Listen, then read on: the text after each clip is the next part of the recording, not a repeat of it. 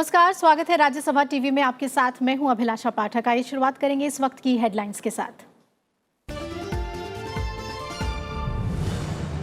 छत्तीसगढ़ के दंतेवाड़ा में बीजेपी विधायक के काफिले पर नक्सली हमले में बीजेपी विधायक भीमा मंडावी की मौत, 5 जवान भी शहीद। सुरक्षा बलों ने इलाके को घेरा।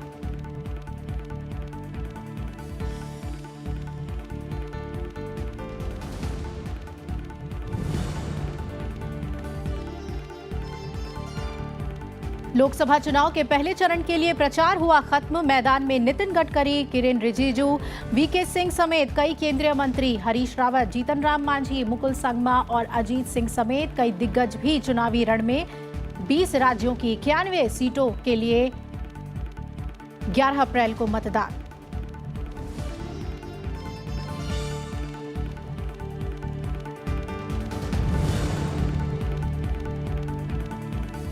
आंध्र प्रदेश, सिक्किम, अरुणाचल प्रदेश विधानसभा की सभी सीटों और ओडिशा में पहले दौर की 28 सीटों के लिए भी थमा प्रचार। आंध्र प्रदेश की 175, सिक्किम की 32, अरुणाचल प्रदेश की 57 और ओडिशा की 147 में से 28 सीटों के लिए 11 अप्रैल को डाले जाएंगे वोट।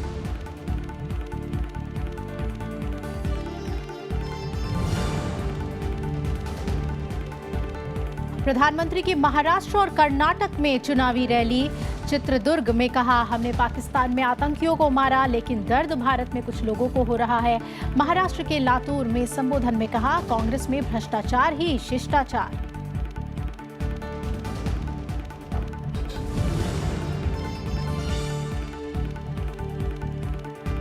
और बीजेपी अध्यक्ष अमित शाह की महाराष्ट्र और तेलंगाना में रैली। नागपुर में अमित शाह ने कहा, मोदी सरकार ने राज्य में नक्सली समस्या पर काफी हद तक पाया काबू। कांग्रेस अध्यक्ष राहुल गांधी ने बिहार के गया में जनसभा को किया संबोधित।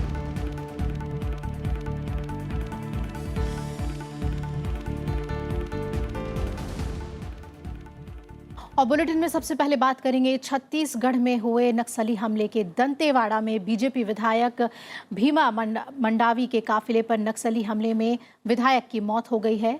उनके काफिले के साथ चल रहा एक ड्राइवर हताहत हुआ है और 4 सुरक्षाकर्मी भी शहीद हुए हैं। ये हमला तब हुआ जब विधायक का काफिला बचेली से कुवाकोंडा जा रहा था। नक्सलियों ने आईईडी के जरिए वाहन को निशाना बनाया और उसके बाद गोलीबारी की। सुरक्षा बलों ने घटनास्थल को घेर लिया है। दंतेवाड़ा बस्तर लोकसभा सीट में आता है, जहां 11 अप्रैल को वोटिंग होनी है। नक्सलियों की यह हरकत को चुनाव में खलल डालने की कोशिश बताया जा रहा है।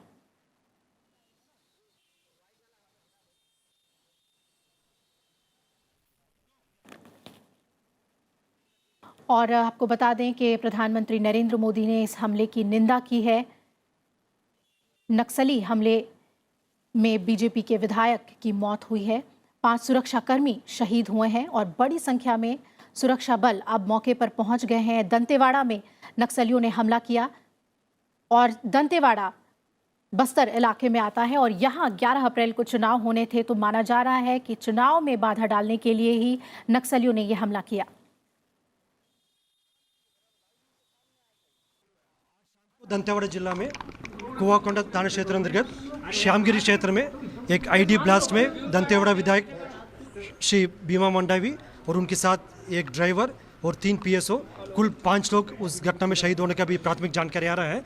घटनास्थल में एसपी और अन्य बल पहुंच गई है। अभी घटनास्थल को निरीक्षण करके जो शहीदों को या जिसका डेथ हुआ उनके शिनाख्ती करने की कार्रवाई कर रहा है। और बाकी जो अभी तक जो जानकारी अनुसार अन्य किसी का कोई नुकसान होने का कोई खबर नहीं है। फिर भी घटनास्थल के आसपास पूरा सर्चिंग जारी है और प्राथमिक जानकारी ये प्राप्त हुआ भी। उधर जो जिसका डेथ हुआ है उनका डेड बॉडी को तत्काल उधर से इवैक्यूएट करके जिला मुख्यालय तक ले जाकर बाकी जो कार्रवाई करने के लिए प्राथमिकता है। यदि कोई इंजर्ड है उनके इलाज की प्राथमिकता है। इसके पश्चात पूरा घटना की समीक्षा की जाएगा, कैसा हुआ क्या हुआ। अभी तो प्राथमिक जानकारी जो मिला उसको मैं शेयर कर रहा हूं। तो नक्सलियों ने आईईडी के जरिए वाहन को निशाना बनाया और बीजेपी विधायक का काफिला बचेली से कुवाकोंडा की ओर जा रहा था जब नक्सलियों ने निशाना बनाया। इस हमले में जो ड्राइवर है वो हताहत हुआ है, साथ ही 5 सुरक्षाकर्मी बताए जा रहे हैं कि वो शहीद हुए हैं। बीजेपी विधायक भीमा मंडावी के काफिले पर नक्सलियों ने हमला किया काफिले के साथ ड्राइवर हताहत हुआ है और 4 सुरक्षाकर्मी शहीद हुए हैं। ये हमला तब हुआ जब विधायक का काफिला बचेली से कुआकोंडा जा रहा था। दंतेवाड़ा के बारे में आपको बता दें, नक्सल प्रभावित इलाका है ये और बस्तर के इलाके में आता है और यहाँ पर 11 अप्रैल को चुनाव होने थे। तो ऐसे में माना जा रहा है कि चुनाव में बाधा डालने के लिए, खलल डालने के लिए नक्सलियों ने ये हमला बोला।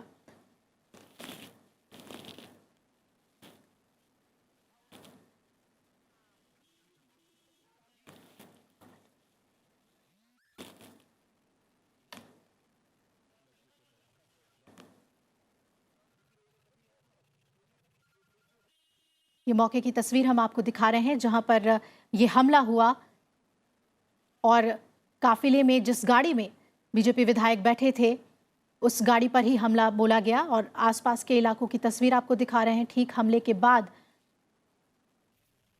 बताया जा रहा है उनके साथ जो सुरक्षाकर्मी थे वो भी शहीद हुए हैं और जो ड्राइवर था वो हताहत हुआ है। तो ठीक चुनाव से पहले नक्सलियों ने एक बड़े हमले को अंजाम दिया है।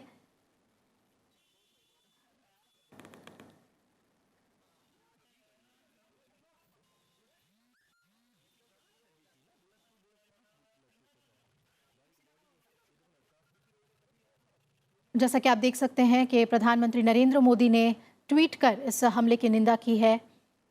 उन्होंने लिखा कि भीमा मांडवी एक समर्पित बीजेपी के नेता थे और भर्त्सना करते हैं वो नक्सलियों के इस हमले को। बीजेपी नेता के कार्य को याद किया उन्होंने और उन्होंने कहा कि वो एक समर्पित बीजेपी नेता थे और साथ ही जो जवान शहीद हुए हैं उनकी शहादत व्यर्थ नहीं जाएगी।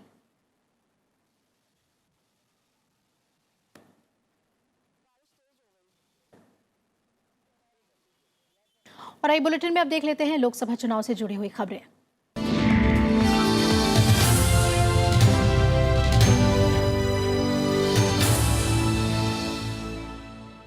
लोकसभा चुनाव के 11 अप्रैल को होने वाले प्रथम चरण के लिए आज चुनाव प्रचार थम गया। इस चरण में 20 राज्यों की 91 लोकसभा सीटों पर मतदान होना है।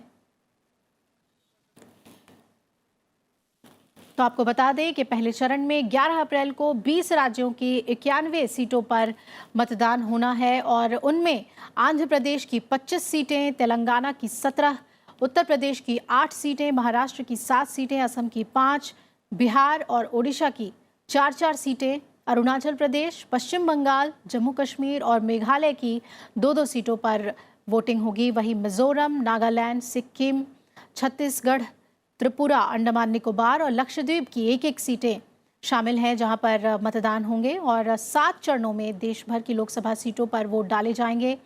नतीजों का ऐलान 23 मई को होगा और पहले चरण में जो वोटिंग होनी है 91 सीटों पर, उसका ब्यौरा हमने आपको बताया। इस दौर में कई दिग्गज अपनी किस्मत आजमा रहे हैं। इन दिग्गजों पर सबकी नजर है।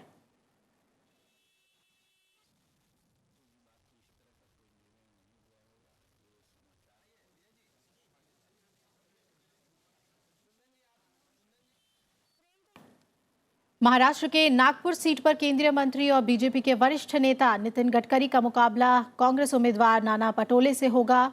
अरुणाचल प्रदेश की बात करें तो यहां अरुणाचल पश्चिम लोकसभा सीट से इस बार केंद्रीय गृह राज्य मंत्री और बीजेपी नेता किरण रिजिजू मैदान में हैं। उनका सामना पूर्व मुख्यमंत्री नबाम तुकी से है। अल्मोड़ा लोकसभा सीट पर बीजेपी के अजय टम्टा का मुकाबला कांग्रेस के प्रदीप टम्टा से है और जम्मू लोकसभा सीट पर बीजेपी उम्मीदवार जुगल किशोर शर्मा का मुकाबला कांग्रेस के रमन भल्ला से है। उत्तर प्रदेश की बात करते हैं। यहां मुजफ्फरनगर लोकसभा सीट पर बीजेपी उम्मीदवार संजीव बालियान और राष्ट्रीय लोकदल के अध्यक्ष चौधरी अजीत सिंह के बीच सीधा मुकाबला है। पश्चिमी उत्तर प्रदेश में बागपत लोकसभा सीट पर इस बार मौजूदा केंद्रीय मंत्री और बीजेपी उम्मीदवार सत्यपाल सिंह और एसपी-बीएसपी आरएलडी गठबंधन के आरएलडी कैंडिडेट जयंत चौधरी के बीच सीधी लड़ाई है। उत्तराखंड के कुछ अहम सीटों की बात करें तो नैनीताल लोकसभा सीट पर बीजेपी के अजय भट्ट और पूर्व मुख्यमंत्री और कांग्रेस उम्मीदवार हरीश रावत के बीच सीधा मुकाबला है। और इसके साथ बिहार में गया लोकसभा सीट में पूर्व मुख्यमंत्री जीतन राम मांझी का मुकाबला जेडीयू के विजय मांझी से है और गाजियाबाद से केंद्रीय मंत्री वीके सिंह मैदान में है।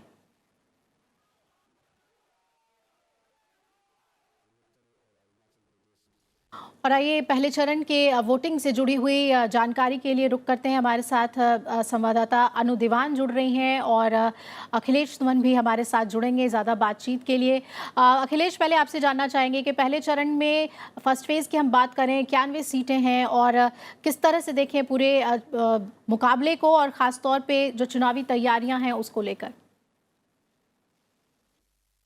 देखिए, पहले चरण का चुनाव जो होता है काफी अहम होता है, क्योंकि पहले चरण के चुनाव में जिस तरह की स्थितियां होती हैं वो एक ट्रेंड सेटर हो जाता है, खास करके कानून व्यवस्था के मामले में, हिंसा के मामले में, और स्मूथ कितनी शांति से चुनाव संपन्न हो पाया, यह चुनाव आयोग को क्रेडिट जाती है अगर पहले चरण में चुनाव शांतिपूर्ण तरीके से हो जाते हैं।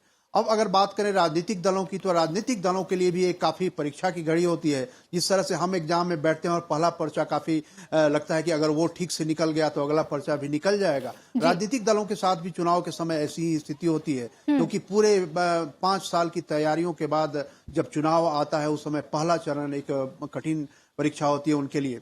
तो मैं जो देख रहा हूं पूरे देश में, चाहे वो पश्चिम बंगाल का मामला हो या उत्तर प्रदेश का मामला या बिहार का मामला, हर जगह पहले चरण पे लोगों का ध्यान है कि पहला चरण किस तरीके से गुजरता है। और पहले चरण में एक खास बात यह भी होती है अभिलाषा की, जो राजनीतिक दल जहां अपने आप को मजबूत पाता है वहां कोशिश करता है कि उसे सबसे ज्यादा मत मिले, उसका प्रभाव सबसे ज्यादा हो, और न सिर्फ ज्यादा हो बल्कि दिखे भी, मतदान केंद्रों पर दिखे, मतदान केंद्रों के बाहर दिखे। तो यह एक शक्ति परीक्षा भी होती है और वो दिखाना चाहते हैं मीडिया के माध्यम से भी, और आसपास के जो चुनाव क्षेत्र होते हैं जो दूसरे चरण तीसरे चरण में होते हैं उन पर भी इसका असर पड़ता है।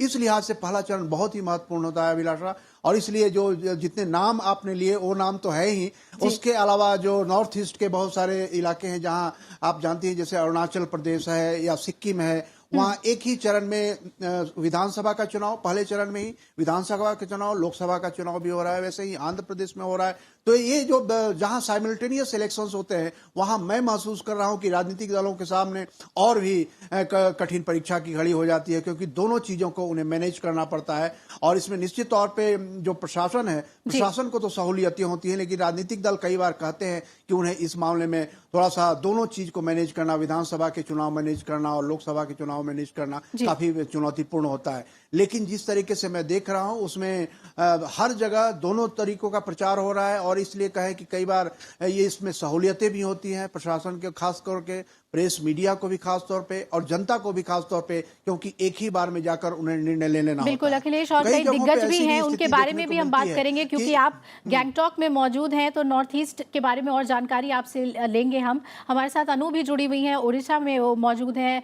अनु, उड़ीसा में 4 सीट पर मतदान होंगे।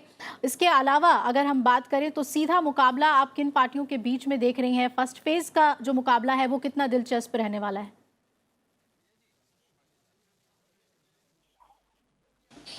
बिल्कुल अभिलाषा, अब सिर्फ कुछ ही एक ही दिन बचा है पहले फेज की मतदान के लिए, और लगभग चुनाव आयोग ने अपनी तैयारी पूरी कर ली है। लेकिन अगर यहाँ पे बात करें,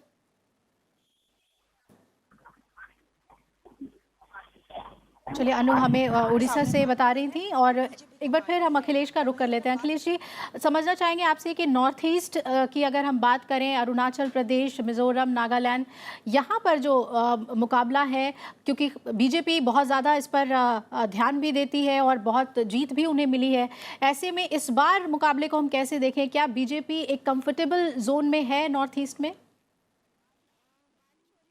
देखिए, निश्चित तौर पे इस बात के लिए बीजेपी को दाद देनी होगी, क्योंकि जिस तरीके का प्रचार और जिस तरीके का फैलाव बीजेपी ने नॉर्थ ईस्ट में किया है, और नॉर्थ ईस्ट हमारा बहुत ही अहम है, न सिर्फ प्रदेश के रूप में बल्कि रणनीतिक रूप से। आप देखें कि नॉर्थ ईस्ट का जो पूरा इलाका है वह एक तरफ से चीन से जुड़ा हुआ है, चीन की सीमाएं बड़े पैमाने पर नॉर्थ ईस्ट के हमारे स्टेट से जुड़ती हैं। म्यांमार एक तरफ है, एक तरफ भूटान है, दूसरा नेपाल है, तो 4 देशों की सीमाएं नॉर्थ ईस्ट से जुड़ती हैं। और नॉर्थ ईस्ट एक तरीके से कहें कि हमारे अंतर्राष्ट्रीय संबंधों का एक बहुत बड़ा वाहक होता है। तो यहाँ जिस तरीके से चुनाव संपन्न होता है उसका असर पड़ोसी देशों पर भी पड़ता है।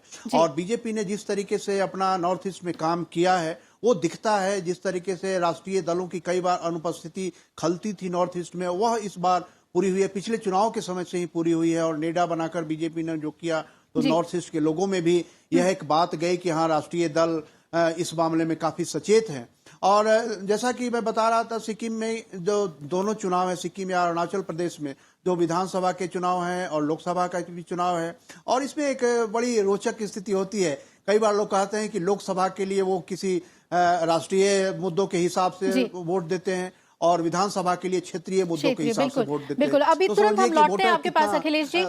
अनु हमारे साथ जुड़ गई हैं। अनु, जानना चाहेंगे आपसे, ओडिशा में किस तरह का मुकाबला आप देख रही हैं सीधे तौर पर, और बीजेडी को लेकर भी आपसे जानना चाहेंगे कि मुकाबला जो है वो किस तरह का है, बीजेपी, बीजेडी और कांग्रेस के लिए भी कितनी उम्मीदें हम देखें ओडिशा में?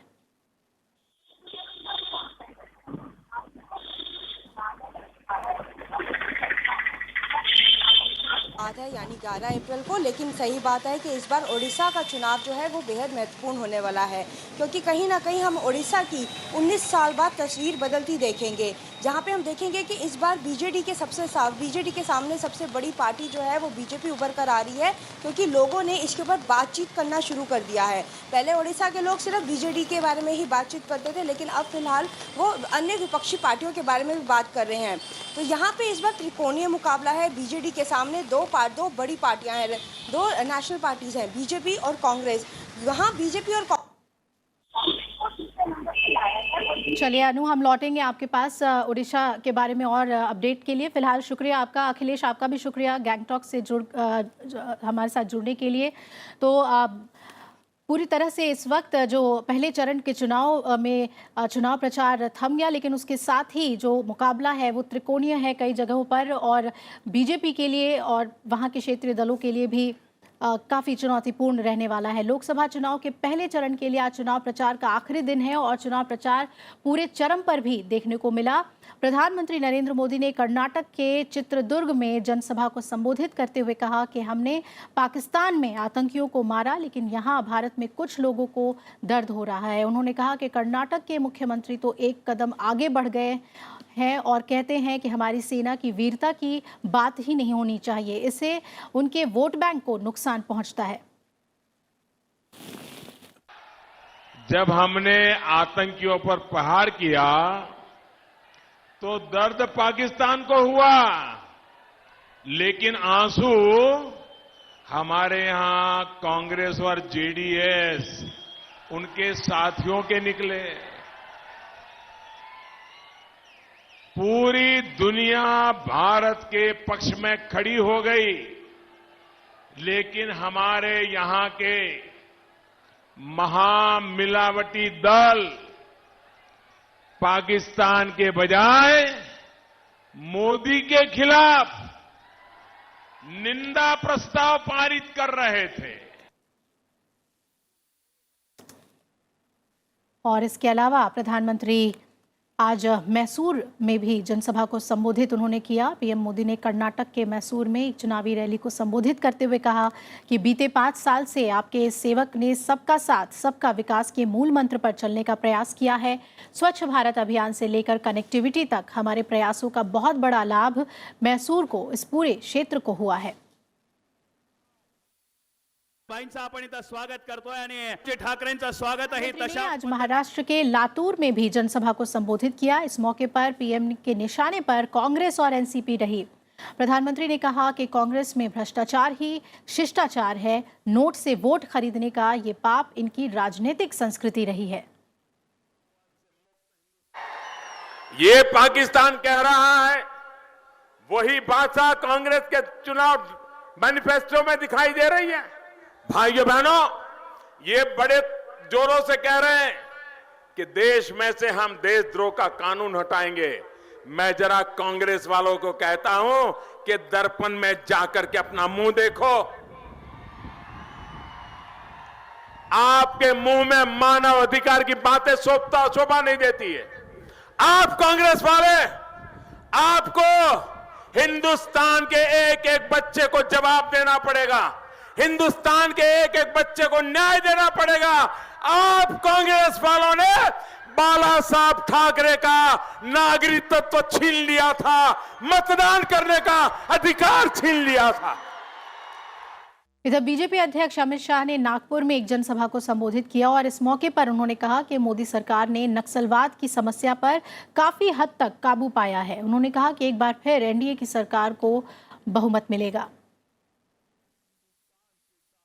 5 ही साल के कालखंड के अंदर नक्सलवाद के अंदर 36% कमी लाने का काम ये भारतीय जनता पार्टी की सरकार ने किया है।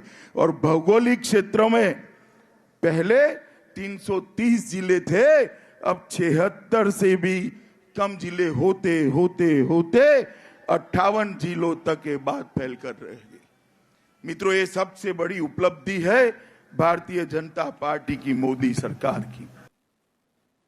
और उधर कांग्रेस अध्यक्ष राहुल गांधी ने बिहार के गया में जीतन राम मांझी के समर्थन में रैली किया। राहुल गांधी ने कहा कि कांग्रेस सत्ता में आएगी तो 20% गरीबों को न्याय योजना का लाभ मिलेगा। सीधा आपके बैंक अकाउंट पैसा आएगा, गरीब से गरीब लोग के बैंक अकाउंट में आएगा 72,000 रुपए हर साल। गरीब परिवार जाएगा, कोई शर्ट खरीदेगा, कोई पैंट खरीदेगा, कोई जूता खरीदेगा, कोई सेलफोन खरीदेगा, कोई साइकिल खरीदेगा। जैसे ही आपने खरीदना शुरू किया वैसे ही हिंदुस्तान की फैक्ट्रियां चालू हो जाएंगी। जैसे ही फैक्ट्रियां चालू हो जाएंगी आपके बच्चों को फैक्ट्री में रोजगार मिलना शुरू हो जाएगा। लोकसभा चुनाव के पहले चरण के लिए प्रचार के आखिरी दिन कांग्रेस महासचिव प्रियंका गांधी वाड्रा पश्चिमी उत्तर प्रदेश के दौरे पर पहुंची। यहां उन्होंने पहले बिजनौर और फिर सहारनपुर में रोड शो किया। प्रियंका गांधी ने बिजनौर में कांग्रेस उम्मीदवार नसीमुद्दीन सिद्दीकी और सहारनपुर में उम्मीदवार इमरान मसूद के पक्ष में वोट करने की अपील की। बिजनौर और सहारनपुर में 11 अप्रैल को वोटिंग होनी है। बिजनौर में कांग्रेस के नसीमुद्दीन सिद्दीकी का मुकाबला बीजेपी के कुंवर भारतेंद्र सिंह और बीएसपी के मलूक नागर से है। वहीं सहारनपुर में कांग्रेस उम्मीदवार इमरान मसूद का मुकाबला बीएसपी के हाजी फजल रहमान और बीजेपी के राघव लखनपाल से है।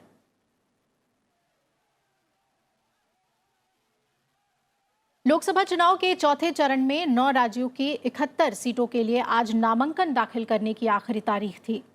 10 अप्रैल को नामांकन पत्रों की जांच होगी। 12 अप्रैल तक नाम वापस लिए जा सकते हैं।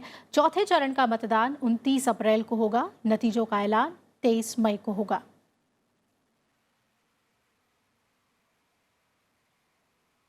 और चौथे चरण में महाराष्ट्र में 17, राजस्थान और उत्तर प्रदेश में 13-13, मध्य प्रदेश और ओडिशा में 6-6, पश्चिम बंगाल की 8, बिहार की 5, झारखंड की 3, जम्मू कश्मीर की 1 सीट पर मतदान होगा।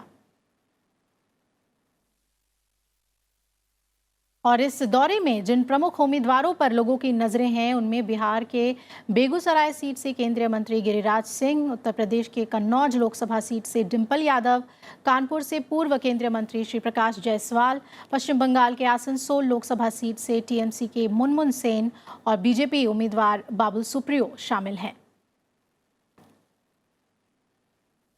वहीं आज ओडिशा विधानसभा चुनाव के चौथे चरण के लिए भी नामांकन दाखिल करने की आखिरी तारीख थी। इस दौर में 42 विधानसभा सीटों पर 29 अप्रैल को मतदान होना है। नामांकन पत्रों की जांच कल होगी, जबकि नाम वापसी की आखिरी तारीख 12 अप्रैल होगी।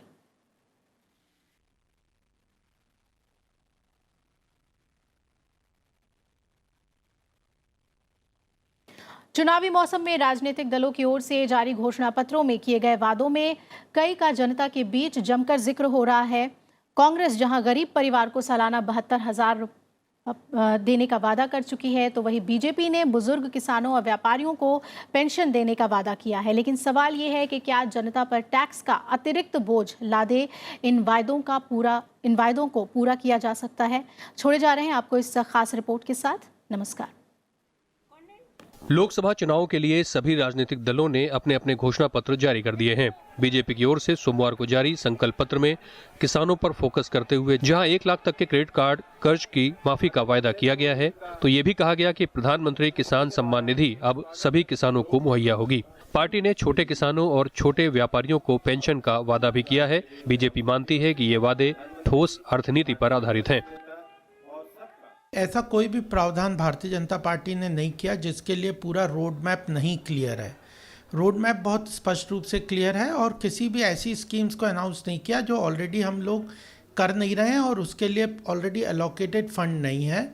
आप अगर हमारी स्कीम्स को देखें तो महत्वपूर्ण रूप से हमने जो एमपी किसान योजना में 2 हेक्टेयर तक के लोगों को तो किसानों को हम पहले ही पैसा 6,000 रुपया दे रहे थे, अब वो सारे किसानों को कर दिया है और उसके लिए पूरी तरह से बजट में ऑलरेडी प्रावधान हम कर चुके हैं और अब जितना पैसा और लगेगा वो कोई बहुत बड़ा अमाउंट नहीं है। कांग्रेस ने भी कुछ दिन पहले पार्टी का घोषणा पत्र जारी किया था और सबसे बड़ा वादा न्याय योजना के तहत किया गया था। इसमें देश के 20% गरीब परिवारों को 72,000 रुपए सालाना देने का वादा किया गया। जब सवाल हुआ कि पैसा कहां से आएगा तो पार्टी ने कहा कि ये भी मैनेज हो जाएगा। This question was asked when we announced Manrega. Where will the money come from? This question was asked when we did the farm loan waiver in 2008. Where will the money come from?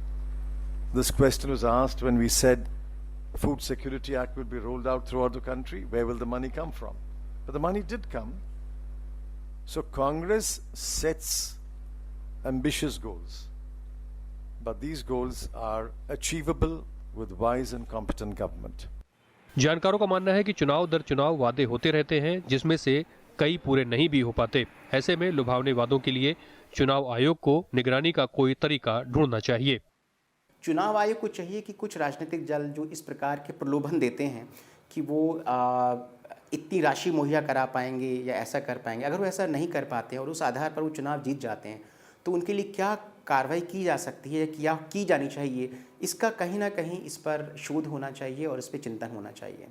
तमाम राजनीतिक दल हम निभाएंगे संकल्प पत्र, प्रतिबद्धता पत्र, vision document जैसे लुभावने नामों से चुनावी घोषणा पत्र जारी करते रहते हैं, लेकिन इनमें कितने जमीन में उतरते हैं और कितने हवाई किले साबित होते हैं ये तो आने वाला समय बताएगा। वैसे तो 2013 के आदेश में सुप्रीम कोर्ट ने ये साफ कर दिया था कि चुनाव के पहले लोक लुभावन वायदे सिर्फ सियासी फायदे के लिए चुनावी घोषणा पत्र में नहीं किए जा सकते। इसके बाद से ही चुनाव आयोग ने इसे आदर्श आचार संहिता के दायरे में परखना शुरू किया था। लेकिन चुनाव है तो चुनावी वायदे होंगे भी, इसलिए जनता की पहली जिम्मेदारी है कि इनको परखा जाए। दिल्ली में कैमरामैन अरविंद के साथ पंचानन मिश्रा, राज्यसभा टीवी।